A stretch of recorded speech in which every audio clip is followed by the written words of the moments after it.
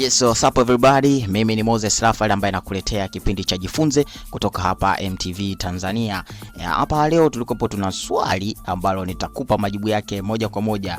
Je, simu za mkopo zinawezaje kufungwa ukiwa mbali?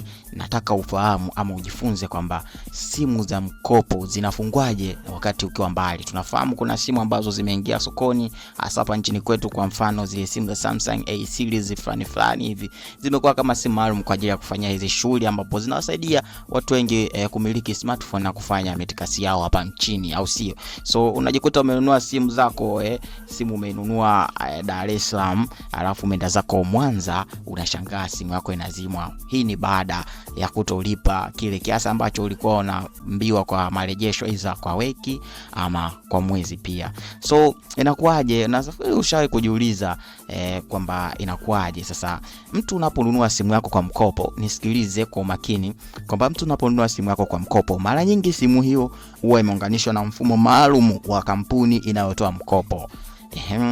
So mfumo huo unaweza kutumia utambulisho wa pekee wa simu kama email pamoja na program au mfumo wa usimamizi wa kifaa, ambapo tunafahamu email ni kama tunavyosema ni NIDA namba ambayo kwa Mtanzania anakopo nayo, ama fingerprint ya simu yako, kwamba ilipotengenezwa dukani akapewa jina au kapewa ile fingerprint yako kwamba hii ni simu yako. Ndio maana ikipotea watu wanakudai email, kwa sababu hiyo simu haitafanana na simu nyingine duniani kupitia email kama hiyo.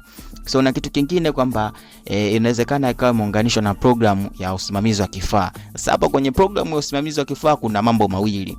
Hii inategemea bana wakati mnakubaliana na wewe jamaa yako ambaye amekukopesha simu kwamba atabezi wapi na wapi. Kuna wengine anabezi kwenye screen tu peke yake kwamba anaweza kailock simu, lakini kuna wengine software anazozitumia zinaweza zika-access taarifa zako mbalimbali. So hapa ndo pakuwa makini. Kwa hiyo tunaweza tukasema kwamba inawezekana, inategemea kama jamaa yako aliyekukopesha simu akiwa mwaminifu, basi inawezekana akaishia hapo kwenye nini, ku access tu sim lock, kwamba ikishindikana kulipa ile screen lock pale inajifunga na simu inatulia. Lakini kwa taarifa zingine inawezekana bwana akachukua access nyingi, kuangalia picha zako, kusikiliza maongezi na vitu vingine. Sasa hii inategemea pia na software ambayo unaitumia. So kitu cha msingi sana Mtanzania, popote pale unaponisikia, bwana, kuwa makini wakati unakubali vitu vingine, wakati wa pale wa makubaliano ya kukopeshana. Kumbuka, najua sio kila mtu ni mtaalamu wa hizi taarifa, labda softwares na vitu vingine, lakini cha msingi hakikisha software ambayo unaifanyia kazi basi ni salama sana kwa upande wako, si ndio? Kwa sababu mwenye duka ama mkopeshaji naye anaogopa kula hasara, na wewe pia unaogopa vitu vyako visichunguzwe. Kwa hiyo inawezekana akaingiza intense security katika simu yako na kukufanya kwamba taarifa zingine akawa anazipata kwako moja kwa moja. Nafikiri umejifunza kitu, mtu wangu wa nguvu. Mimi ngoja ni pay bills hapa. Kumbuka ulikopo nami Moses Raphael. Usisahau kusubscribe, kulike na kucomment kwa wale watu wa Instagram popote pale ulipo, watu wa YouTube na Facebook. Bana, hii ni Jifunze. Endelea kufuatilia segment za Ujifunze na uweze kujifunza vitu vingi katika ulimwengu wa teknolojia.